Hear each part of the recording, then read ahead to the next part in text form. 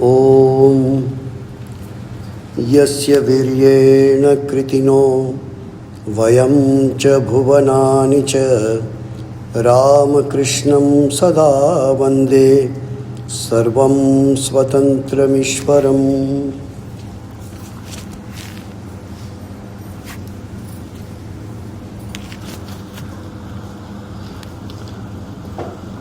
We know that life is everywhere, from the smallest of the plants to the human being.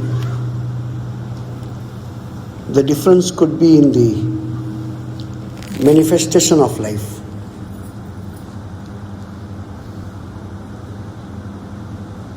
There is one living being's kingdom which are static, cannot move, like trees, etc. But little ahead of that, from insects to human being, we can move.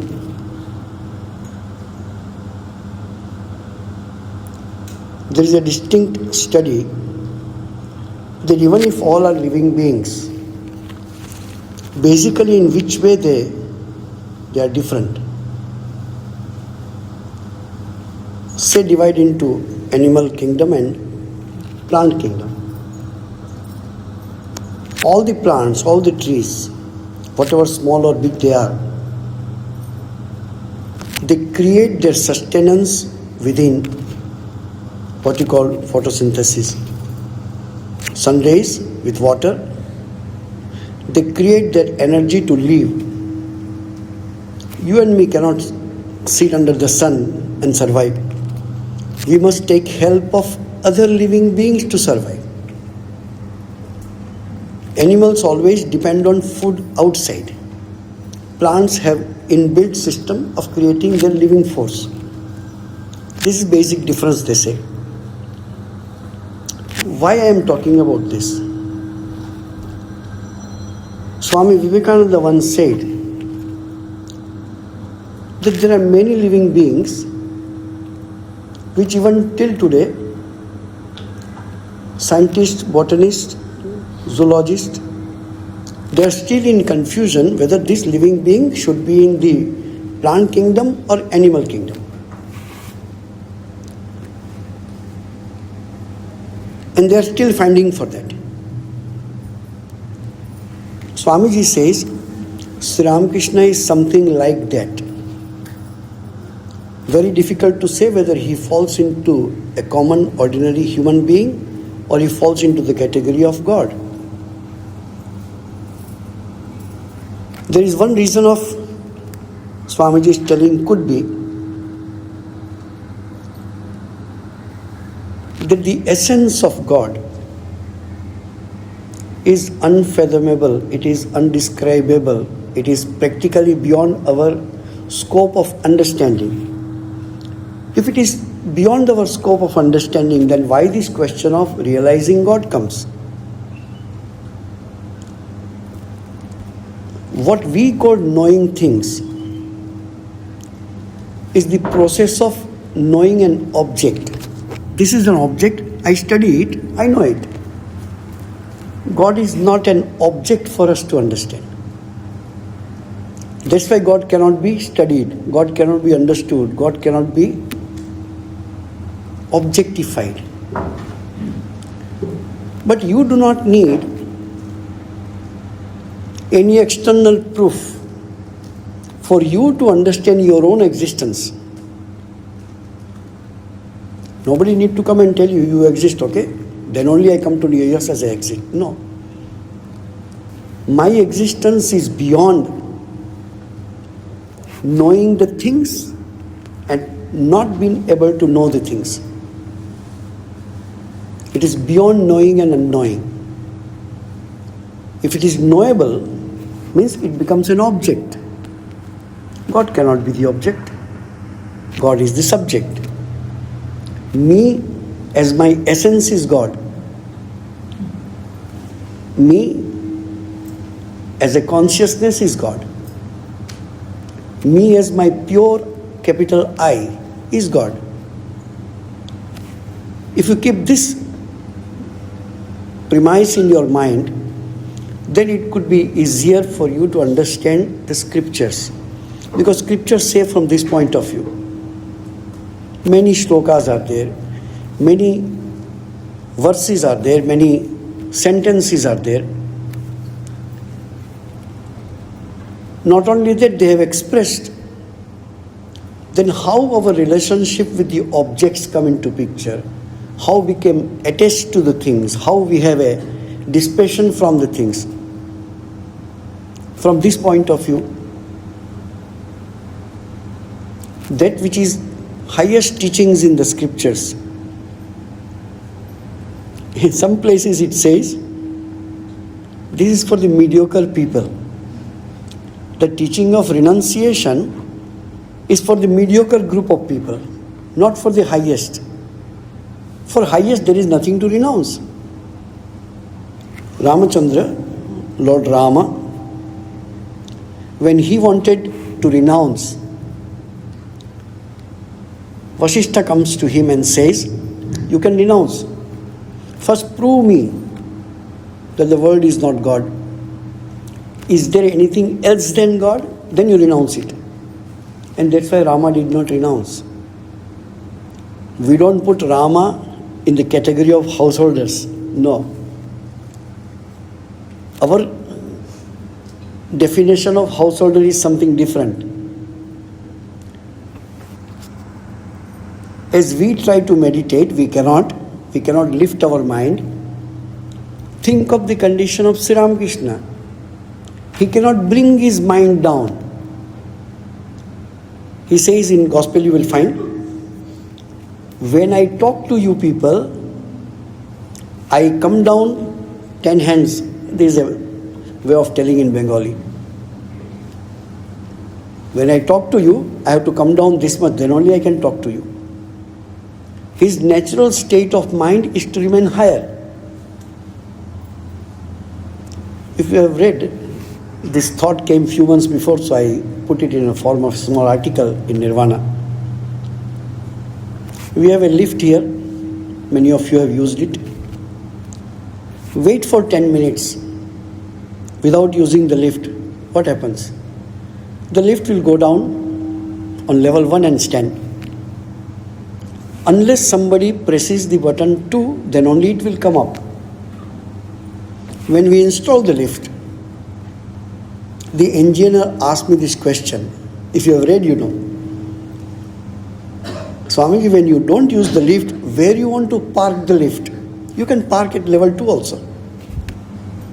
Sri Ramakrishna's mind was parked at level 2. When nothing is there, it goes high and stands. Ours is, when nothing is doing, you scroll Facebook, you watch YouTube, our mind goes down. Today I wanted to say something which is in my mind. Many years before, I was invited, so 3 days I gave 3 talks. Sri Ramakrishna as a person, Sri Ramakrishna as a prophet, and Sri Ramakrishna as a principle. Swami Vivekananda also wrote an article called The Human Aspect of Sri Ramakrishna. When he behaves like you and me, when he suffers like you and me, when he takes food like you and me, we feel that he is one of us. Next moment, his mind soars so high that he is totally unconscious of his body. So much so that there is no sign of life in his body. The famous incident is there. Dr. Mahendralal Sarkar and his friend, also a doctor, Dr. Dokri, they came to see Sri Ramakrishna in Dakshineshwar. As usual, some kirtana took place and Sri Ramakrishna became merged in samadhi. Mahendralal Gupta as a doctor says, I think there is something wrong with him. Pulse, no pulse. Heartbeat, no heartbeat. His friend even opened the eyes of Sri Ramakrishna and touched the eyeballs. There is no movement. Both the doctors, Both are MBBS doctors. Both said to Master Mahashaya and other devotees who were assembled there, "We are very sorry to tell you that Paramahansadev just left us. He just passed away." Master Mahashaya with folded hands told, "Sir, 5 times in a day he passes away like this. It is not in a recorded history of humankind that this thing happens. We don't understand, but we read." When Swamiji comes in contact with Sri Ramakrishna, he was very analytical, he was very scientific, he was very logical. He doesn't want to accept religion as something metaphysical. So he says in his description of first meeting that I found he is bit different. That's why people call him the mad Brahmin of Dakshineshwar. But in second visit, Swamiji says, whatever it is, the purity and renunciation of this man can be found. There is no harm in people telling him mad Brahmin.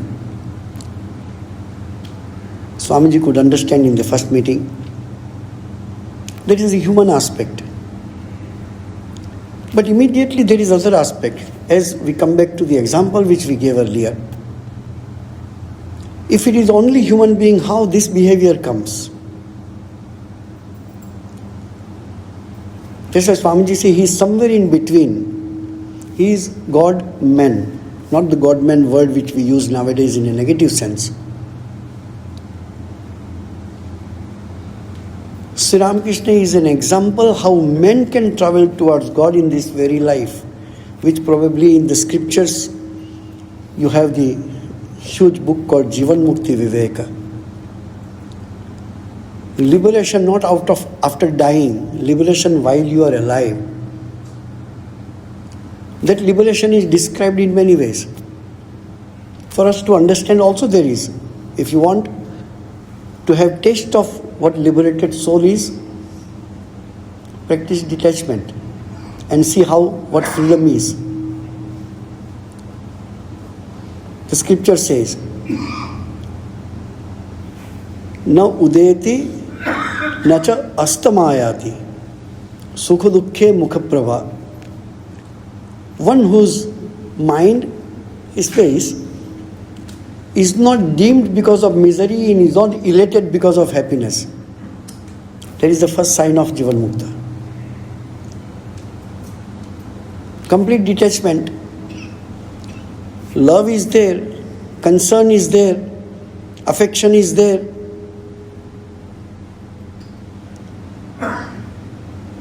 Behavior is there, but attachment is not there. It is difficult for us to understand a human being with detachment, but with all the positive qualities enough to run the show.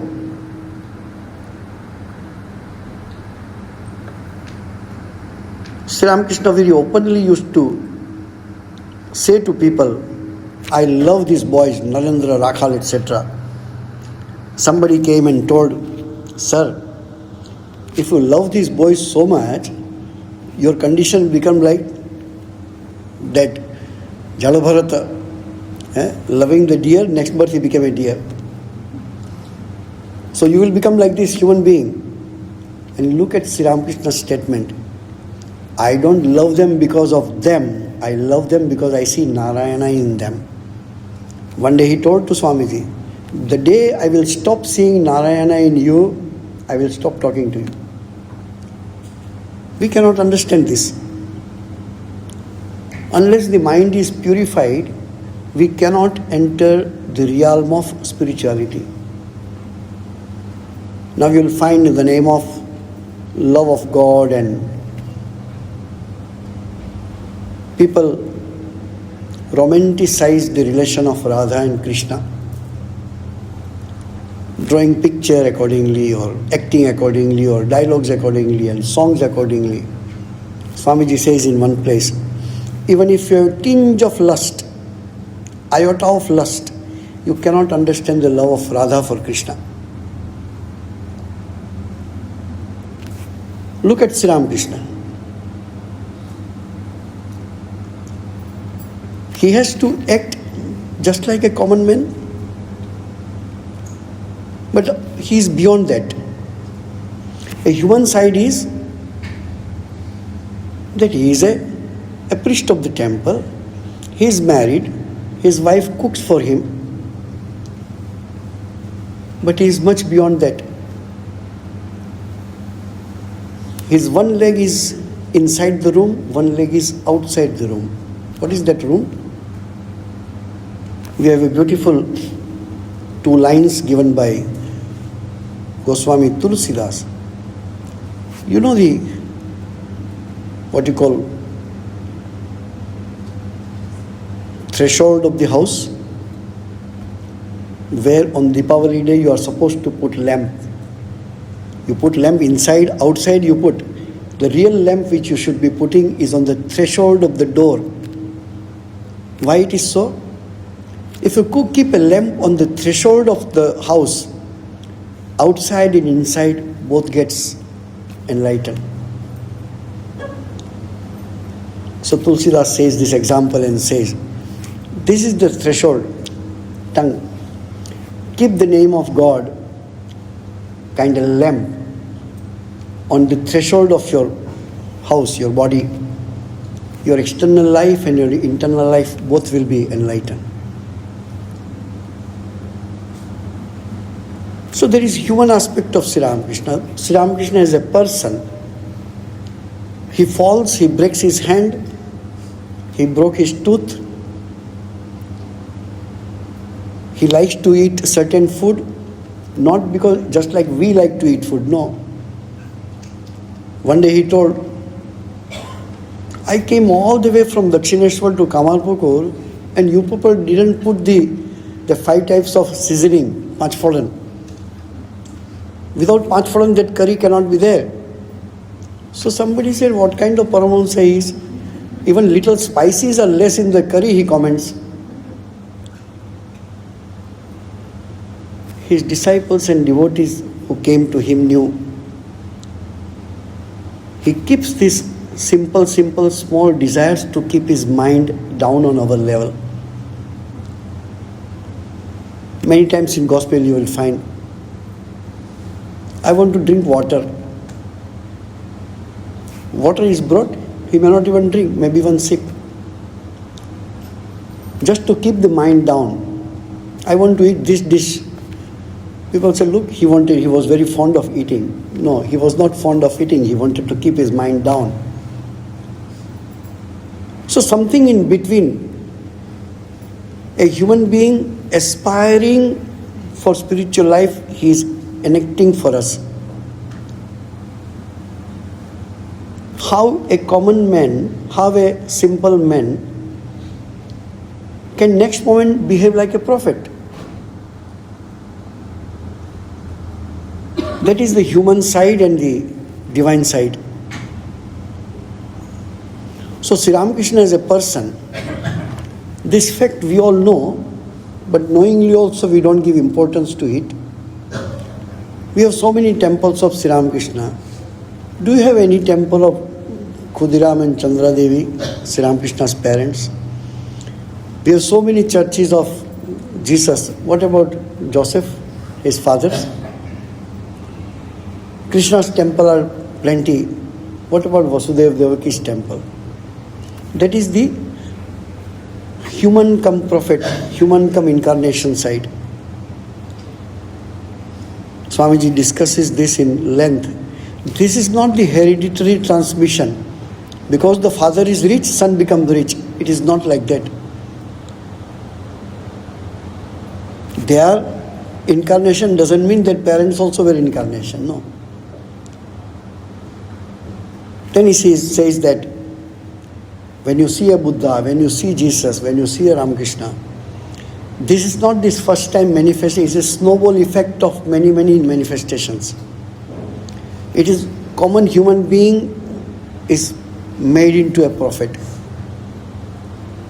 If you compare yourself with yourself, think about what you were 10, 15, 20 years before. If you are sincere spiritual seeker, there is a change in your life. Forget about monks, I have heard even from the devotees.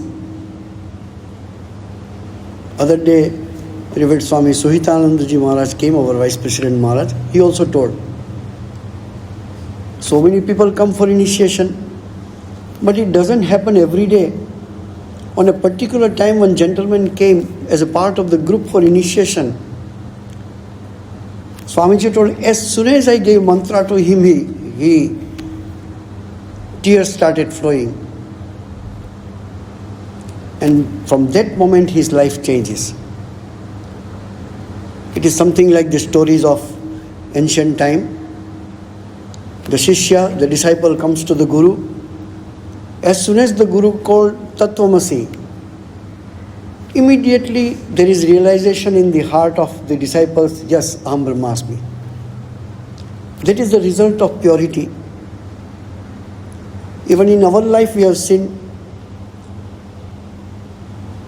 devotees' life completely changed from spiritual sense. It doesn't change from external. They don't leave their home and go to Himalayas, no. But the total priority in mind changes.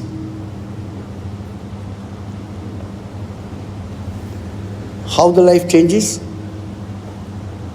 Took initiation, started repeating mantra 2 times a day, little more improvement here and there, keep on doing japa whenever find time. But then the time comes, from waking hours, morning, getting up to night sleep, continuously japa goes on, when necessary does the work. The mind comes to do work, comes back to japa mode as if. It has nothing to do with one being a monk or a householder or a single or married or no, nothing. These are all our external face. Internally we are all individual soul looking for something higher, looking for something purer, looking for something long lasting, looking for something beneficial at the end.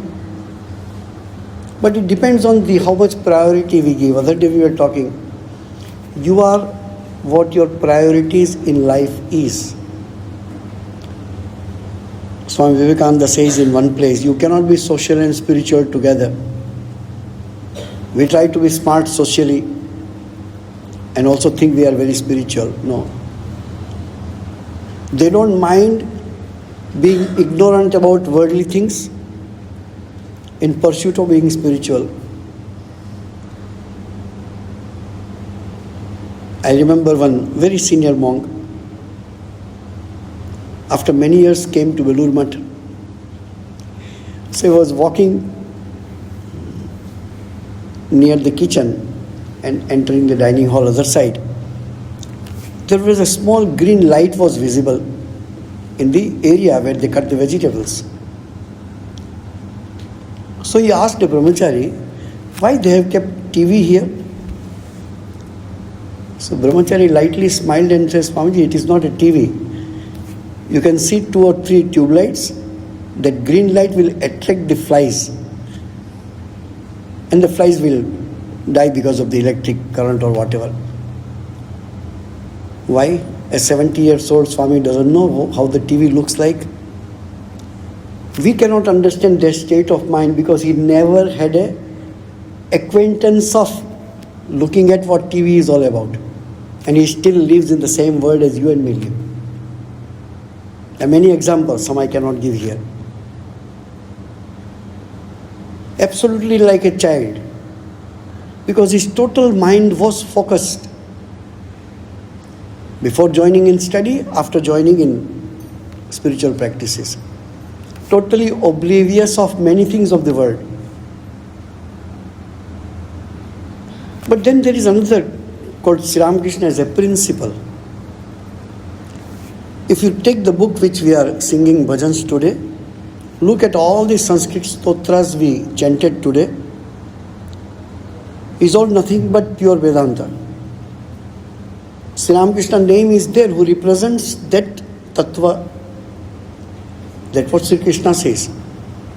Janma, karma, cha me divyam, evam yo vetti tattvataha. one who knows in essence my birth and my life, tattvataha, not the history that he was born in Kamalpur and passed away at Mahasamadhi in Kashipur Garden House. That is physical life story. But his divine birth and divine life, one who can understand in essence, that essence is that. And this thing, the principle Sri Ramakrishna, Swamiji says not privately to his disciple, but says in front of thousands when he came back from his American tour and then came to Colombo and then came to Calcutta. You see Swamiji's address of Calcutta welcome address. He says, Sri Ramakrishna, the eternal witness in your heart. What is that eternal witness? It's not the person Sri Ramakrishna, it is not even the prophet Sri Ramakrishna, it is the principle Sri Ramakrishna. We sang so many stotras today. Vang manoti gocharam, neti neti bhavitam, tam namami deva deva Ramakrishna Mishwaram. I bow down to that Sri Ramakrishna who only can be realized by the way of neti neti. What is neti neti? Do I need to say this is not Sri Ramakrishna and this is not Sri Ramakrishna? No. What is your concept of yourself is nothing but this body. But we never think. It is totally against the scientific and logical. What can be my object of perception cannot be me. This is my phone. I love my phone. But in my wildest dream, do I say I am the phone? No. Phone is mine, you can say. But you cannot say I am the phone. Nobody says that. Then when you see the body, your own body, which is an object of perception, how you can be that? But we never think from that. So objects, I am not the object, I am the subject. Eventually Sri Ramakrishna says the same. He says, Vedanta is a shesh katha. It is the last word of realization. To reach there, you may have to travel through all the paths. There is no lower or higher. It is highest where you are. Whether it is devotion, whether it is yoga, whether it is karma, whether it is Vedanta. All we do for the purification of the mind. If it is not for purification of mind, it is nothing but, there is a word in English called drudgery. You are just pulling in the name of God your life. If I am not a better person than what I was yesterday, there is no point of my doing spiritual practices. We don't need to compare ourselves with anybody else because we do not know who you are and what you are internally. I know myself. So I have to compare with myself what I am today. I must be a better person tomorrow. And that's how in a small steps we progress towards the goal. Intellectual conviction in one side, purification of heart is one side. When it comes to practical life, purification of your intentions, purification of your procedure, purification of your thinking. Spiritual life starts with the process of getting purer and ends up when you are completely pure.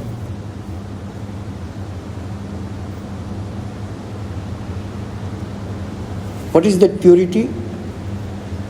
One scripture will say, blessed are pure at heart because they shall see God. Correct? Other scripture will say, nahi jnanena sadrisham pavitrameya vidyate. There is nothing purer than the knowledge. That purity is essential.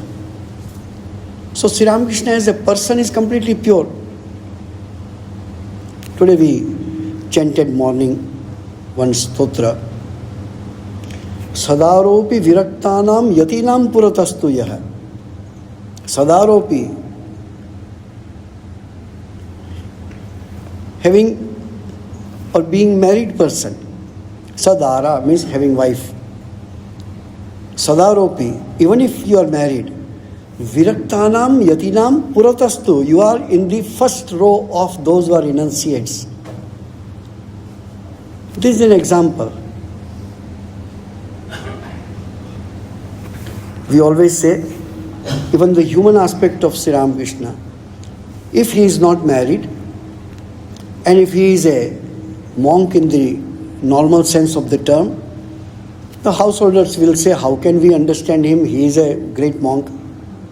If he would have been householder in a normal sense of the term, even householder will not accept him. He is just like us. What is there to follow him? He stands in this. There is a beautiful new word which was added into the Bengali dictionary, later on in English dictionary. It's called Bhavamukha. There is no word Bhavamukha before Sri Ramakrishna's advent. Bhavamukha is this, to be on the threshold of the house. He is neither this nor that. Apparently looks like householder, but he is not householder. Apparently he doesn't look like a monk, but he is more than a monk. He has to be ideal of all. That is his human side. He takes over that. In Gospel you will find Sri Ramakrishna tangent answer he gives. If you have no interest in the householder's life in a worldly sense, why you got married? This question was asked him. Sri Ramakrishna, samskara. Samskara has two meanings. For us, samskara is our past impression. For him, samskara is that ritual. Sarada Devi comes to Dakshineshwar 1872 or something. What was her age? 53 to 72, 19 years. Next day, Sri Ramakrishna, okay. Hriday, nephew, he says, do all the puja arrangement. Told Sarada Devi, come in the night, sit on the asana, on the Vedi altar, and he worships her. Not only worships her, gives the result, fruits of all his spiritual practices at her feet. And Holy Mother digests that. This is the only example in the whole history that this happens. And look at the prayer Sri Ramakrishna makes in this Shodashi Puja. Praise to Divine Mother that you, taking shelter of this girl, this lady, do welfare of the world. And it was Sri Ramakrishna's prayer. Holy Mother who never went to school, Holy Mother who never came to the city even to talk to people, who always had a veil, never went to school. Look at her teachings, how it comes, from where that knowledge comes. Beautiful is written, quoting our scriptures, that Holy Mother was great not because she was married to Sri Ramakrishna. In Chandi there is a beautiful, rather in a scripture there is a beautiful sentence called Sve Mahimni Pratishtita. She is great, she is divine, Sve Mahimni, because of her own Mahimna, because of her own glory. So Sri Ramakrishna is here as a person, behaves like you and me, suffers, going to the doctor and asking what is the remedy. Next moment, he is one with God. He is merged in God. And when he realizes that, there is this philosophy which people ask many times. Why Hindus worship this individual human being as God?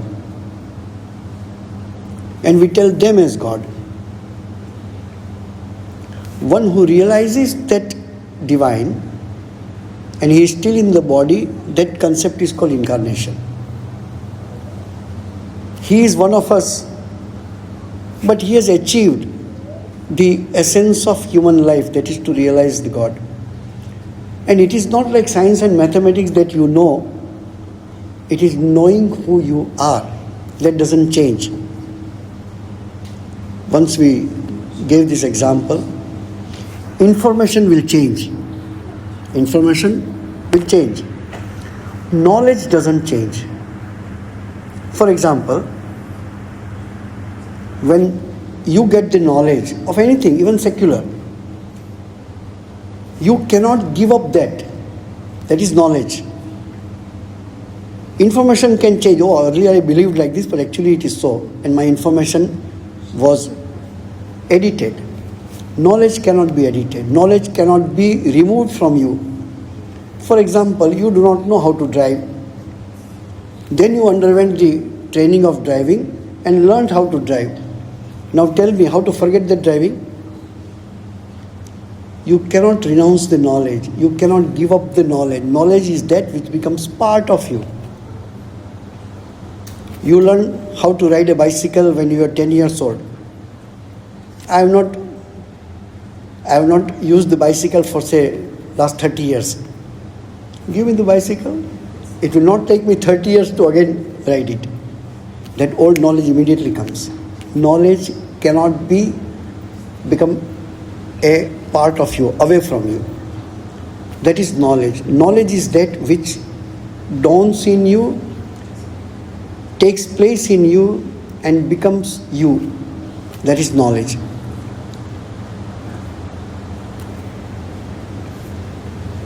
A person, spiritual person, achieving knowledge will become part of him or her. We worship them as a prophet or saint or whatever. And what they realize and what they became one with is this principle, which in the scripture says Vedanta, which in other scripture says as Krishna, which other scripture says as Rama, which other scripture says Divine Mother.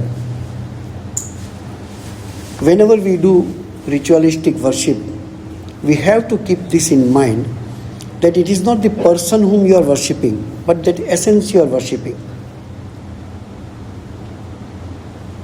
If that worship can become spiritual provided you are clear about what you are doing, then it can be percolated right inside your life on a day-to-day basis. Look at Brihadaranyaka Upanishad slokas. Navare prapatyuk kamaya patim priyam bhavati, atmanastu kamaya patim priyam bhavati. A wife says, I love my husband, not because of the sake of the husband, that husband is dear. Husband is dear because of the presence of Atman there. Difficult to say many things. I will try to put in as acceptable in a way. You love a person so much. Sri Ramakrishna says that, this is not my example. You love a person so much, and when that person dies, you can't spend a minute with that dead body whom you loved. If that was the body, it's still there. You don't go closer to it. So you love the person not because of the person. There is something inside that is called Atman because of that. Sometimes people say differently, but even the inner things which you love money. For the sake of money you love.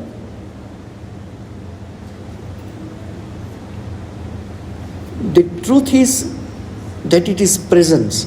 That presence of Atman only makes the things you love. If the money is yours, you love. If money belongs to somebody, you have a jealousy, you may have anger. So the existence of this, realizing that, as the scripture says, but since something which is not tangible, something which is not being objectified, it is difficult for us to meditate on that. That's why in Bhagavad Gita it is said that avyakta, unmanifested, is difficult to meditate upon. That's why we start our journey with loving, with worshipping and adoring something which I can understand. From Bhakti standpoint, it is said that the same Nirguna Nirakara, the formless, nameless reality, so that you can understand, so that I can understand, so that we can understand, that reality takes the form of this human being. This is the concept of incarnation in Hinduism. You can see Sri Ramakrishna's form, you can take his name, you can love him. You have a form of Krishna in your mind, you have a name, you can love him. But that is not everything of him. The truth behind it, Swami Saradanandaji writes in Sri Ramakrishna Leela Prasanga, that Guru takes you to the Ishta, and then Ishta will show behind the light which is there. That is the truth. When we all take initiation, invariably the initiating Guru says that you can take mantra from me, that's fine, but I am not the Guru. Guru is Sri Ramakrishna. Because it is the power, Shakti of Sri Ramakrishna which works. From whomsoever you learnt, Sri Ramakrishna Shakti worked there. So that's why we have a concept of not only one Guru, we have many Gurus. Whoever can teach you, when a child can teach you, and child becomes your Guru in that sense, because you learn from the child. So, we try to understand this. Sri Ramakrishna is a person about whom you read, who was born in 1836 in Kamarpur, came to Dakshineshwar, his sadhana, disciples, and then have Mahasamadhi in 1886. That is a person, Sri Ramakrishna. The message of Sri Ramakrishna which makes us thinking about him, that is the prophet part of Sri Ramakrishna. But what we internally do sadhana in the name of Sri Ramakrishna, and what we want to realize is the principle Sri Ramakrishna. The principle remains the same. Different incarnation. That's why this is the basis of the harmony of religions, that all the religions came from different prophets, but truth is the same. The truth is manifested differently. Since it is manifested in different parts of the world, that's why the language, the food, the dress, the form is little different. But the pure message is the same, is to realize this divine. May Sri Ramakrishna bless us. May we go a step forward on this auspicious day is my prayer. Om Shanti Shanti Shanti Harihi Om Tat Sat Shri Ramakrishna Arpanamastu.